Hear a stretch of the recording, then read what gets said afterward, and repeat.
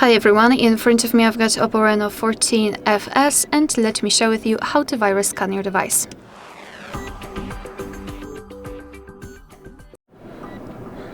So let's begin with finding and opening PhoneManager. So this is the app which is pre-installed on this device. It is provided by the developer, so for sure you've got one.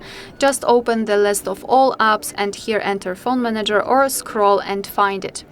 After finding and after entering, here we've got the option viruses and risks. So let's simply tap on it and then tap on scan or scan again depending on whether you've scanned it before.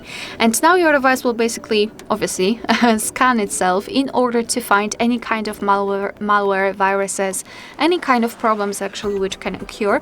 And after that, it will basically show you the information about it and possible steps which you can take in order to get rid of the risks. So just be patient and wait for the results and take some actions if needed.